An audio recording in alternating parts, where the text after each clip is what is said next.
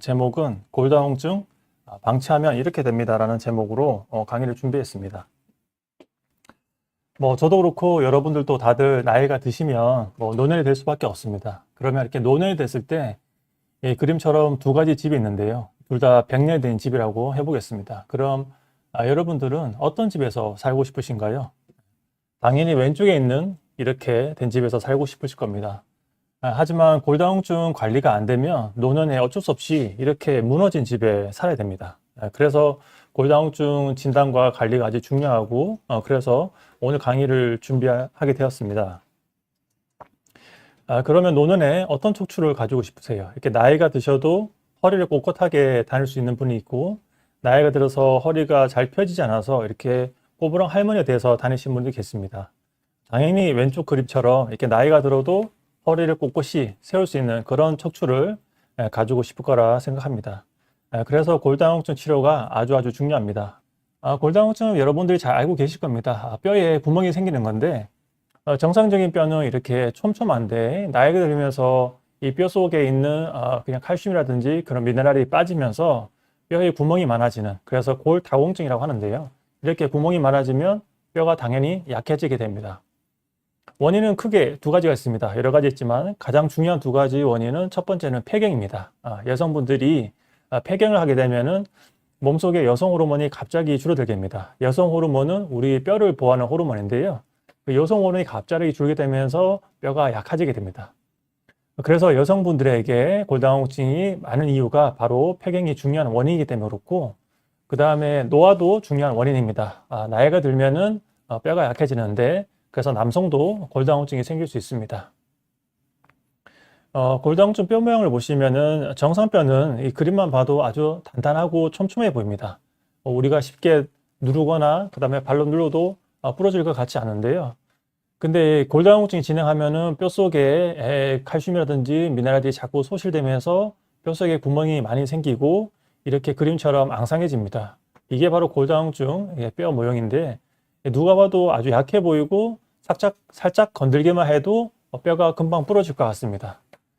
그래서 이 골다공증이 중요한 거고, 골다공증이 치료가 중요한 이유는 바로 이 골절 때문에 중요한 겁니다.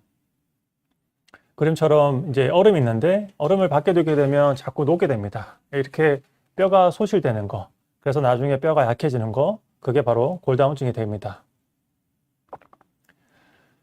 그리고 제가 이 통조림 깡통 캔으로 설명을 드리면, 정상뼈는 이렇게 구멍도 막혀 있고 통조림 속에 음식물이 있는 그런 상태를 정상뼈라고 할 수 있고, 골다공증 있는 뼈는 이렇게 뚜껑도 열려 있고 속이 텅 빈 그런 빈 깡통을 골다공증이라고 할 수 있습니다.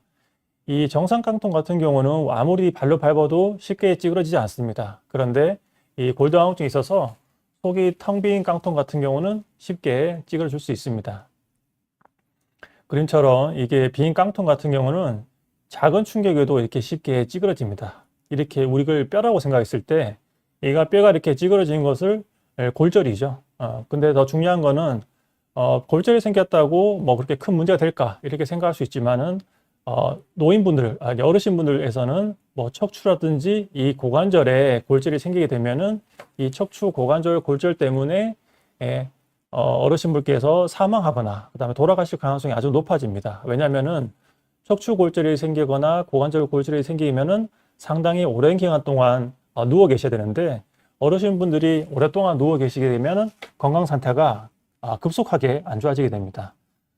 그래서 오래 누워 계시면은 폐렴이라든지 아니면 욕창도 생길 수도 있고, 그 다음에 다리 쪽에 혈액순환이 잘 안 돼서 혈전증이 생겨서 그 혈전이 폐로 가서 폐색전증이 생겨서 갑자기 돌아가실 수도 있고, 그래서 척추나 고관절 골절은 생명을 위협할 수 있는 그런 골절이 될 수 있습니다. 그렇기 때문에 골다공증을 치료하는 게 중요한 겁니다. 네, 뚱이님께서 질문 주셨는데요. 운동을 하면 예방이 될까요? 만약 한다면 무슨 운동이 나올까요? 네, 잠깐 질문에 답을 해드리면, 운동 당연히 중요합니다. 골다공증 예방에서 운동이 중요하고, 뒤쪽에 운동에 관한 내용도 잠깐 나누는데, 그냥 맨몸 운동을 통해서는 뼈랑 근육을 자극하기는 좀 어렵습니다. 그래서 내가 그 뼈를 튼튼하게 하고 싶다 그러면은 웨이트, 그러니까 역기 운동, 헬스장 가서 무거운 역기운 운동을 드는 것을 하셔야지 뼈도 튼튼해지고 그 다음에 근육도 튼튼해지고 골다공증 예방에 도움이 됩니다. 네, 그러면 또 계속 강의를 하도록 하겠습니다. 방금 말씀드린 내용인데 이렇게 뼈가 약해지게 되면은 작은 충격에도 찌그러진다. 그런데 척추에 생기는 골절과 고관절에 생기는 골절이 굉장히 위험할 수 있다. 특히 고관절 골절 같은 경우에는 이렇게 고관절 골절이 생기면은 걸을 수가 없습니다. 그 다음에 통증이 너무 심하기 때문에 휠체어 타는 것도 너무 어렵습니다. 그렇게 되면 환자분께서 결국 침대에 계속 누워 계실 수밖에 없습니다. 문제는 나이가 많으신 분들이 그렇게 오래 누워 계시면은 앞에 말씀드렸다시피 폐렴이라든지 그 다음에 욕창, 그 다음에 기타 합병증이 생길 가능성이 아주 높고 그 다음에 1년 내에 돌아가실 가능성이 아주 높습니다. 그렇기 때문에 고관절 골절이 생기면은 정형외과에서들은 무조건 수술을 합니다. 나이가 아무리 많으셔도 90세 이상이라도 수술 위험성이 높지만 수술을 안 했을 때 1년 내에 돌아가실 가능성이 아주 높기 때문에 수술에 대한 그런 위험성을 감수하고 보호자분들께서도 동의를 해주시고 수술을 진행합니다. 요즘은 보호자분들께서도 이런 내용을 잘 알고 계십니다. 그렇기 때문에 수술에 하는 것에 동의를 하시고요. 그래서 더 중요한 것은 이런 골절이 생기지 않게 예방하는 것이 제일 중요합니다. 그래서 오늘 강의를 꼭 잘 들으시고요. 척추는 우리 몸의 기둥이라고 할 수 있습니다. 할 수 있는데 이게 그리스 신전인데요. 이게 오래돼도 기둥이 이렇게 살아있으면은 건물이 무너지지 않고 이렇게 오랫동안 보존이 됩니다. 우리 몸에 있는 척추도 마찬가지입니다. 건물에 있는 기둥처럼 우리가 골다공증 관리를 잘해서 뼈를 튼튼하게 만들어서 기둥이 무너지지 않으면 나이가 80, 90 되셔도 허리 뻣뻣하게 잘 걸을 수 있고 그 다음에 행복한 노년 생활을 보내실 수 있습니다. 그래서 이런 기둥을 우리가 잘 관리하기 위해서 가장 중요한 거, 여러 가지 원인이 있겠지만 가장 중요한 게 바로 골다공증을 관리하고 치료하는 것입니다. 그래서 기둥이 무너지면, 골다공증 관리가 잘 돼서 기둥이 무너지면 이렇게 허리가 점점 구부러지고 그 다음에 키도 작아지고, 문제가 외형적으로 키가 작아지고 이제 허리가 부러지고 이런 문제가 중요한 게 아니라 물론 그런 문제도 중요하지만 더 중요한 것은 이렇게 허리가 구부러지고 꼬부랑 할머니가 되면은 허리가 많이 아픕니다. 허리도 많이 아프고 그 다음에 대개 이런 분들이 협착증이 심한데 뼈가 무너지면서 협착증도 더 심해집니다. 그렇기 때문에 허리도 많이 아프고 그 다음에 엉덩이랑 다리도 아파서 오래 걷기도 힘들고 그렇기 때문에 노년이 점점 더 힘들어지게 됩니다. 사실은 제가 이번 강의를 골다공증으로 준비하게 된 이유는 제가 한 달 전에 제 큰 고모님을 수술을 해드렸습니다. 큰 고모님께서 압박골절 진단 받고 그 다음에 관리가 잘 안 되다 보니까 점점 압박골절이 더 나빠지고 결국은 아주 나쁜 상황까지 가게 되었습니다. 그래서 제가 골다공증과 압박골절을 주제로 강의를 준비하는 계기가 사실 이거였습니다. 그래서 제 큰 고모님 사례를 잠깐 말씀드리면 작년 12월에 넘어지고 척추 압박골절 진단 받으셨습니다. 근데 골다공증 검사도 안 하시고 그 다음에 허리 보조기는 아마 의사가 당연히 권유했을 것 같습니다. 근데 고모님께서 허리 보조기도 안 하시고 그냥 지내셨습니다. 그러니까 뼈가 부러졌는데 그냥 지내시면 뼈가 더 무너지게 되는 거죠. 그래서 허리통도 더 심해지고 그 다음에 원래 협착증이 있으셨는데 협착증이 더 심해져서 엉치랑 다리 통증이 너무 심해서 걸을 수가 없는 그런 상태까지 됐습니다. 그래서 근처에 큰 병원 갔는데 골다공증이 너무 심해서 나사못을 박을 곳이 없다. 그래서 수술 못한다. 이런 얘기를 듣고 저한테 연락을 주셨습니다. 그래서 저희가 유압수를 하게 되면 허리 수술을 하게 되면 허리에 나사못을 박게 되는데요. 이 뼈가 약하면 그냥 골다공증이 있어서 뼈가 약하면은 나사못이 빠지거나 그다음 예를 들면 우리가 이 나무에 이 못을 박는다고 했을 때 나무가 단단하면 우리가 못을 박았을 때 못이 꽉 박히고 잘 뽑히지 않습니다. 그런데 이 나무가 푸석푸석해서 나무가 푸석푸석한 경우는 우리가 못을 박았을 때 나사못이 쉽게 뽑히게 됩니다. 그래서 이런 원리로 저희가 척추에 유압수를 한다든지 그런 수술을 할 때 뼈가 약하시면은 나사못이 쉽게 빠지거나 그다음에 수술 후에 합병증이 생길 가능성이 아주 높습니다. 그래서 아마 이런 말씀을 하신 겁니다. 그래서 그 제 큰고모님의 2018년도 허리 엑스레이가 있어서 한번 같이 보시면 이 척추뼈를 옆에서 보면은 이렇게 사각형 모양으로 보여야 됩니다.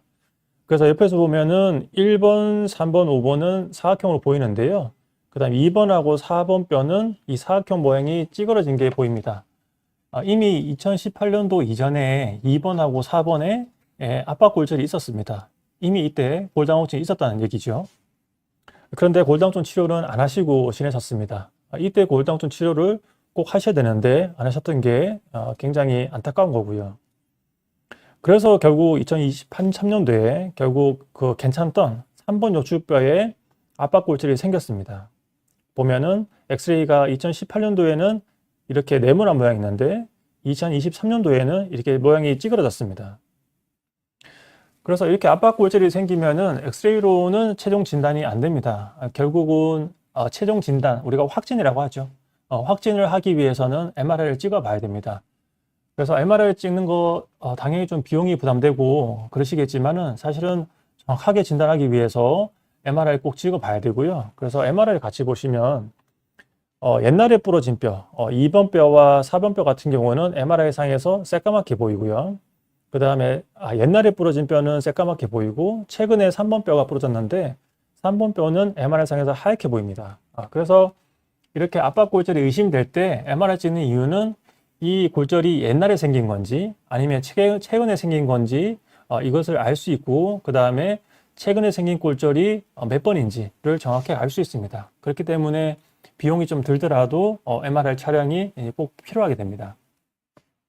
그래서 저희 고모님 같은 경우는 2번, 3번은 옛날에 2번하고 4번은 옛날에 부러진 거고 3번 뼈가 최근에 부러진 거다. 그럼 3번 뼈에 대해서 3번 뼈의 압박골절에 대해서 치료를 잘 해야 되는데 그래서 사실은 보조기를 꼭 해야 됩니다.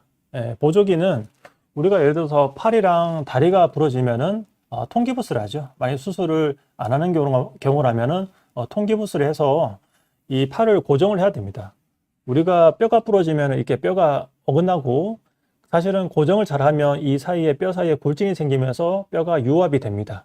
그런데 기부스를 안 하면 자꾸 이게 움직이면서 뼈가 붙으려고 하는데 또 떨어지고 붙으려고 하는데 떨어지고 이러면서 뼈가 안 붙게 되고 그것을 이제 불유압이라고 하는데 척추도 마찬가지입니다. 척추도 골절이 생기면은 원래는 기부스를 해야 되는데 기부스는 하면 너무 불편하니까 그 대체적으로 보조기를 하는 겁니다. 근데 중요한 것은 이 보조기를 이렇게 작은 것만 하시면 이렇게 복태같이 작은 거를 하시면 안 되고 이렇게 흉추, 그 다음에 요추, 그 다음에 천추까지 잡을 수 있는 흉요천추 보조기, 영어로는 TLS라고 하는데요. 이 TLS 보조기를 꼭 하셔야 됩니다. 그래서 제가 외래에서 압박골절이 있으니까 보조기를 하셔야 됩니다. 맞추셔야 됩니다. 이렇게 말씀드리면은 이 보조기 비용이 조금 나갑니다. 한 30에서 40만 원 정도 하는데 비용이 부담스러우시니까 집에 보조기 있다고 하시고 이런 보조기를 하고 오십니다. 그러면 이런 보조기를 하면은 그 골절이 더 찌그러진 걸 막는데 굉장히 부족합니다. 그래서 좀 비용이 드시더라도 당연히 이렇게 큰 보조기를 하셔야 되고요. TLS라는 보조기를 하셔야 되고 그 다음에 이게 사람마다 체형이 다르고 그 다음에 키가 다르기 때문에 사실은 제일 좋은 거는 맞춤을 하는 게 제일 좋습니다. 그래서 뭐 만약에 조금 인터넷에 보시면은 조금 저렴한 것도 있지만은 사실은 제일 좋은 게 본인 체형에 맞춰야 된다. 왜냐하면 이 보조기를 보통 한 달에서 한 달 반 정도를 해야 되기 때문에 본인 몸에 맞는 걸 하셔야지 그나마 조금 더 편하시고 그 다음에 치료 효과도 좋기 때문에 그래서 저는 이렇게 맞춤식으로 하는 것을 환자분들에게 권유를 드립니다. 그래서 이렇게 압박골절을 받으면 원래 해야 되는데 안 하셨습니다. 안 하니까 이게 뼈가 작년 12월에 찍은 거랑 2월 달에 찍은 거 비교해 보면은 3번 뼈가 더 찌그러졌습니다. 보조를 하니까 이렇게 뼈가 더 찌그러지게 될 수밖에 없습니다. 그리고 저한테 왔을 때 찍은 MRI 보면은 3번 뼈가 압박골절이 있고 그 다음에 뒤쪽에 신경이 내려오는 길이 있는데요. 이 뒤쪽에 협착증이 원래 좀 있으셨는데 특히 골절이 생기면서 협착증이 더 심해졌고 그러면서 신경이 더 많이 눌리니까 엉덩이랑 다리 아파서 잘 걷지 못하는 그런 증상이 생기셨습니다. 그래서 이 압박골절은 사실 너무 많이 찌그러져서 어쩔 수 없이 그냥 보조기로 하는 걸로 하고 그 다음에 방사통이 너무 심하셨기 때문에 내시경을 이용해서 이 뒤쪽에 두 군데 내시경을 이용해서 신경 강압술을 해드렸습니다. 그렇게 신경 강압술을 하시고 나서 엉치랑 다리 통증을 많이 좋아지셨고 한 80% 정도 좋아졌다고 그러십니다. 그래서 지금은 걷는 거는 가능하다고 하십니다. 그래서 제가 한 달 전에 콩고모를 치료하면서 안타까운 점을 말씀드리고 싶으면은 2018년도에 이미 두 군데에 골절이 생겼습니다. 그때 골다공증 치료를 잘 했더라면 어땠을까? 사실 그게 제일 안타깝고. 그 다음에 2023년도에 골절을 진단받았을 때 그때 허리 보조기를 잘 했었으면, 그리고 그때 뼈가 자꾸 무너지는 걸 봤을 때 골시멘트라는 시술이 있습니다. 주체 성형술이라고 하는데요. 그걸 했었으면은 아마 더 진행하는 것을 막을 수 있었을 텐데 라는 그런 아쉬움이 있고, 또 골다공증 주사 중에서 뼈를 빨리 만드는 주사가 있습니다. 제가 뒤에서 말씀드릴 건데요. 골형성 촉진제라는 그런 주사가 있는데 그 주사를 쓰게 되면 뼈가 더 빨리 붙습니다. 그래서 그런 주사 치료를 했었으면 더 좋았겠다. 그런 안타까움이 있고, 그런 안타까움 때문에 오늘 강의를 준비했고, 그래서 오늘 많은 분들께서 이 영상 보시고 꼭 이 내용을 숙지를 하셨으면 좋겠습니다. 그래서 만약에 척추 압박골절이 진단을 받았다. 그러면 보조기가 가장 중요합니다. 그래서 보조기를 꼭 하셔야 됩니다. 그 다음에 다른 환자분들 케이스를 간단하게 좀 보여드리면은 68세 여자 환자분입니다. 보면은 넘어지고 나서 허리 통증이 많이 생겼습니다. 당연히 넘어지고 나서 심한 허리 통증이 생기면은 가장 먼저 의심해야 되는 것은 척추의 압박골절입니다. 그래서 엑스레이 보시면은 요추 1번이 사각형 모양이 아니고 그림처럼 찌그러진 게 보입니다. 그래서 사실은 제일 좋은 거는 옛날 엑스레이가 있으면은 비교해 보는 게 제일 좋은데, 마침 이 환자분 같은 경우는 2년 전에 저희 병원 아니고 다른 병원에서 찍은 엑스레이가 있었습니다. 그래서 비교를 해보면 2년 전에는 요추 1번이 이렇게 사각형이었습니다. 그런데 이번에 넘어지면서 이 사각형이 찌그러졌습니다. 그러면 이거는 최근에 부러진 거다, 이렇게 알 수 있는데, 그래도 MRI를 찍어 봐야 됩니다. 왜냐하면 요추 1번 골절이 최근 게일 수도 있고 아니면은 다른데 압박골절이 있을 수도 있습니다. 그렇기 때문에 MRI 촬영을 했고요. MRI 촬영을 하면 쉽게 최근에 생긴 골절인지 아닌지 쉽게 알 수 있습니다. MRI 찍으면은 최근에 생긴 골절은 이렇게 그림처럼 하얗게 보입니다.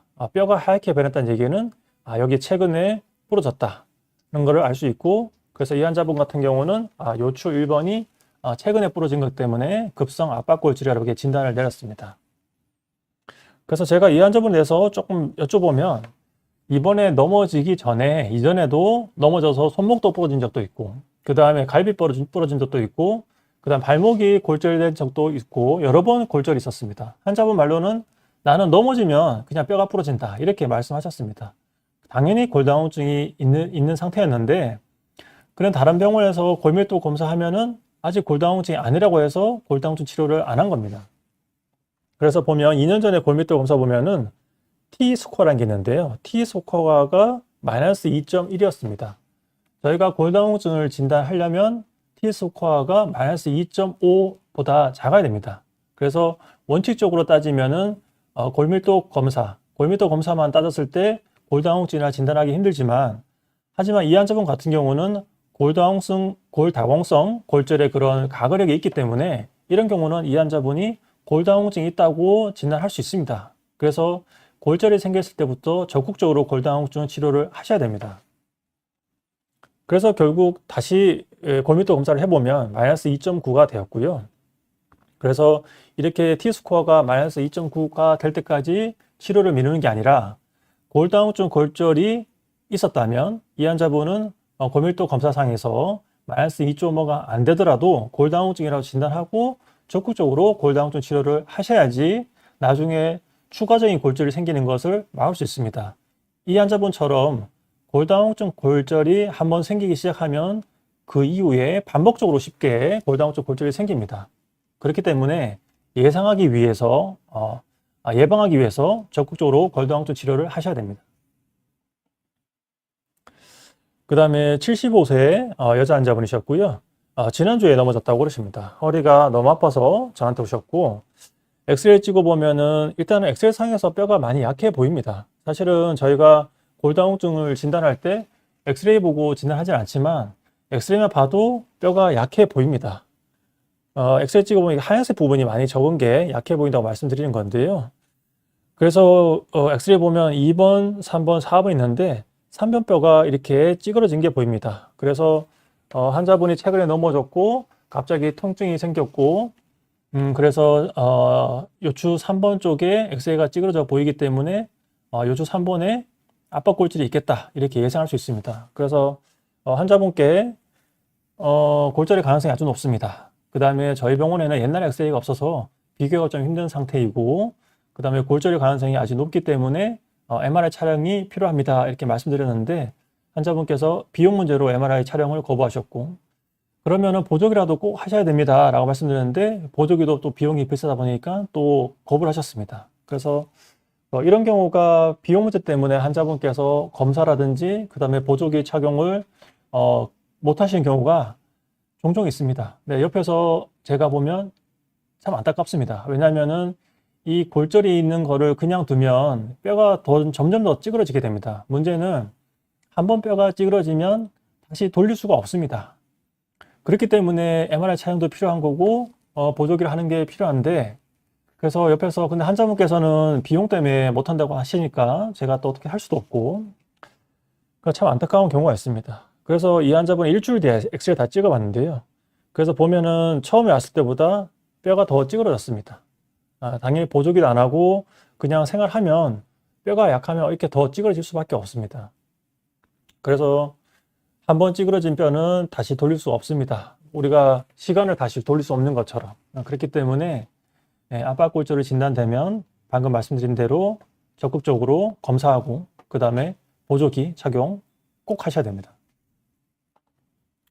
그래서 이 환자분 같은 경우에는 자꾸 뼈가 무너질 것 같고 그 다음에 나이도 많고 그래서 우리 골 시멘트 시술이라는 거 추체 성형술이라고 하는 건데 이 골 속에 시멘트를 넣어서 뼈 속에 빈 공간을 조금 채워주는 겁니다. 그러면은 환자분 허리 통증도 많이 좋아지고요. 더 중요한 것은 뼈가 더 찌그러지는 것을 예방할 수 있는 게 가장 큰 장점입니다. 그래서 저희가 골 시멘트 시술을 무조건 하는 건 아니고 엑스레이라든지 그런 환자분의 골밀도 검사, 그 다음에 환자분의 연령 이런 거를 봤을 때 뼈가 더 찌그러질 것 같다. 그런 가능성이 높아 보일 때 저희가 이렇게 추체 성형술, 골 시멘트 시술을 하게 됩니다. 근데 환자분들께서 시멘트 시술, 추체 성형술을 하고 나면 통증도 많이 좋아지시고 그 다음에 통증이 많이 좋아지니까 환자분께서는 나는 시술했으니까 이제 다 나았겠지 이렇게 생각하는 경우가 있습니다. 그래서 보조기를 안 하고 오시는 경우가 종종 있거든요. 왜냐하면 보조기가 아무래도 이게 불편하고 그 다음에 답답하고 또 여름에는 덥고 그러니까 나는 또 시술도 했고 그러니까 보조기를 안 하시고 오는 경우가 있는데 그러면 절대 안 됩니다. 시멘트 시술을 하더라도 뼈는 아직 단단해지지도 않았고 그 다음에 골다공증 치료를 막 시작했기 때문에 뼈가 점점 단단해지려면 보조기를 꼭 차셔야 됩니다. 그래서 시멘트 시술을 해도 환자분께서 보조기를 안 하면 뼈가 더 무너질 수 있다. 꼭 여러분들께서 아셔야 됩니다. 그리고 협착증과 골다공증 관계도 굉장히 중요한 건데요. 협착증이 아주 심한 분들, 우리가 중증 협착증 이런 환자분들은 신경이 많이 눌리기 때문에 허리를 잘 펴지 못하고 허리를 이렇게 꾸부정하게 다니시게 됩니다. 그런데 문제는 대부분 이런 연령의 환자분들이 골다공증이 있는 상태인데 협착증이 너무 심해서 허리를 이렇게 반드시 펴지 못하고 이렇게 꾸부정하게 다니게 되면은 이 척추뼈 앞쪽에 하중이 많이 걸리면서 압박골절이 생길 수 있습니다. 넘어지지 않더라도 그냥 걷다가도 압박골절이 생길 수 있습니다. 그림처럼 이제 협착증이 심한 분들은 이렇게 허리를 약간 구부리고 다닙니다. 왜냐하면은 허리를 구부리면은 협착증이 있는 부분에서 신경이 조금 덜 눌리면서 걷는 게 좀 편해집니다. 그래서 허리를 이렇게 꾸부정하게 다니고 이렇게 허리를 펴면 다리가 더 당겨서 잘 펴지를 못합니다. 근데 문제는 협착증이 심해서 이렇게 허리를 잘 못 펴고 꾸부정하게 다니다 보면은 그림처럼 앞쪽에 골다공증이 있어서 앞쪽에 뼈가 약해서 부러지는 경우가 생깁니다. 그러면 이렇게 압박골절이 생기면은 또 허리가 더 구부러지겠죠? 그럼 허리가 구부러지면 또 압박골절이 다른 데도 생길 수 있고 그런 악순환이 생길 수 있습니다. 또 압박골절 때문에 뼈가 찌그러지면 그 속에 있는 신경이 더 많이 눌릴 수도 있고요. 그래서 협착증과 골다공증 서로 되게 밀접한 관계가 있고, 그 다음에 하나가 나빠지면 더 나빠지고 또 이게 또 나빠지고 그런 악순환에 빠질 수 있습니다. 그래서 고령 환자분들, 특히 협착증이 심한 분들한테 골다공증 치료가 아주 중요하고, 그 다음에 외래로 저 환자분들 오시면 MRI 찍어보고 협착증이 심하지 않은 경우는 주사 치료하고 말씀드리지만, 제일 중요한 거 뼈가 무너지지 않게 골다공증 치료하는 게 정말 중요하다고 여러 번 말씀드립니다. 그래서 그림처럼 이렇게 협착증이 심한 분들 보면은 2번, 3번, 4번 뒤쪽에 신경이 좁아하는 길이 아주 좁아져서 이렇게 협착증이 심한 분들은 허리를 잘 못 펴니다. 그리고 걸으실 때 약간 꼬부정하게 다니십니다. 그러면은 다리가 좀 더 편하시거든요. 근데 문제는 그렇게 꼬부리고 다니다 보면은 압박골절이 생길 가능성이 높습니다. 그래서 뭐 내시경을 통해서 이 두 군데를 이렇게 넓혀주게 되면은 이제 허리를 시원하게 펴고 걸을 수가 있습니다. 그래서 협착증이 심한 경우는 양방의 내시경을 통해서 이렇게 통로를 넓혀주는 수술을 하고 나면은 허리를 펼 수 있다. 그러면은 압박골절이 생기는 것을 또 예방할 수 있다. 그런 장점이 있겠습니다. 협착증이라는 거는 이렇게 신경이 지나는 통로가 이렇게 막히거나 좁아진 겁니다. 조금 좁아지면은 사실 증상이 그렇게 심하지 않고, 조금 좁아진 경우는 대부분 주사나 시술로 해결이 됩니다. 하지만 그림처럼 이 길이 완전히 막힌 상태, MRI 찍었을 때 뭐 아주 심하게 막힌 상태 같은 경우는, 그런 경우는 결국 수술을 해서 이렇게 길을 다시 뚫어줘야 됩니다. 저 같은 경우는 양방의 내시경 수술을 통해서 다시 길을 넓혀주는 그런 수술을 많이 하고 있습니다. 그 다음에 골다공증이 있어서 이런 기둥이 무너지게 되면 집이 이렇게 무너지게 되겠죠.